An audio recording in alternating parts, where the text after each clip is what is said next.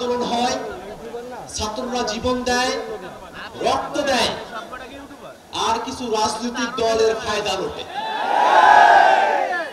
এবারও আন্দোলন হলো, ওরা চেয়েছিল আন্দোলনের পরে আমরা ঘরে ফিরে যাব, কিন্তু বাংলাদেশ রাষ্ট্রটাকে গড়ার যে স্বপ্ন আমাদের মধ্যে রয়েছে, বাংলাদেশ রাষ্ট্রটাকে গড়ার জন্য আমরা যখন রাজপথে ছড়িয়ে পড়েছি, তখন তাদের মধ্যে ভয় ঢুকে গেছে।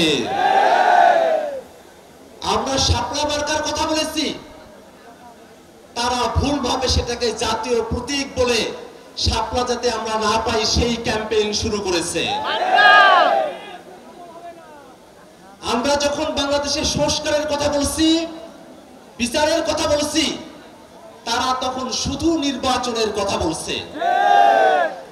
বাংলাদেশে যদি আগের হাসিনার সিস্টেমই থাকে, হাসিনার সংবিধানই থাকে, হাসিনার বিচার বিভাগই থাকে, হাসিনার প্রশাসনই থাকে, তাহলে আমাদের নতুন করে বাংলাদেশ গড়ার যে স্বপ্ন, সেই স্বপ্ন কি বাস্তবায়ন হবে? আমরা বলছি সংস্কারের আলাপ এখনো টেবিলে আছে।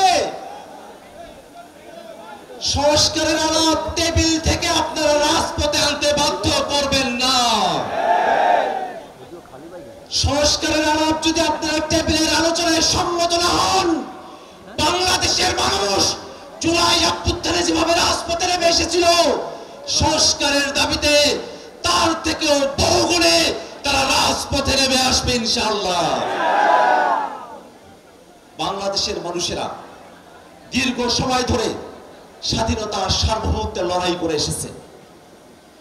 বাংলাদেশে হাসিনা এমন এক শাসন কাঠামো তৈরি করেছিল, ভারতের কাছে বাংলাদেশকে বন্ধক দিয়ে হাসিনা বলেছিল, ভারতকে যা দিয়েছি ভারত তা আজীবন মনে রাখবে।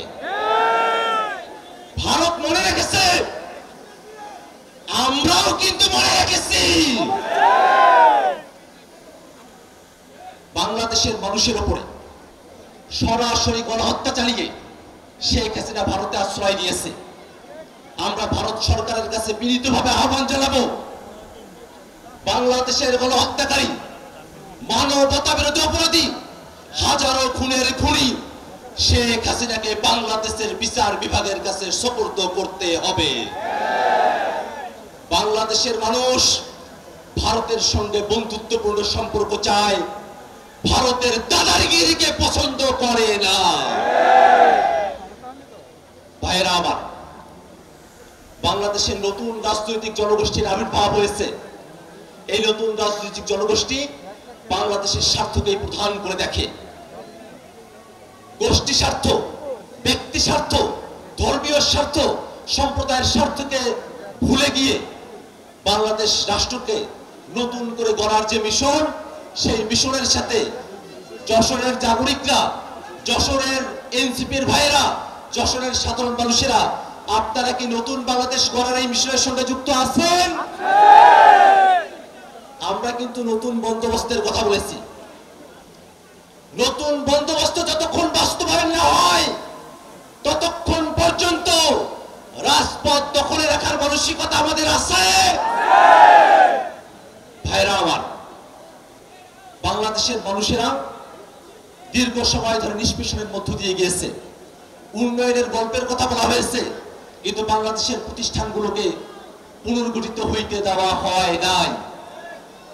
আমরা 47-এ ব্রিটিশ থেকে মুক্ত হয়েছি, 71-এ স্বাধীনতা অর্জন করেছি, 24-এ স্বৈরাচার হাসিনার থেকে মুক্তি পেয়েছি।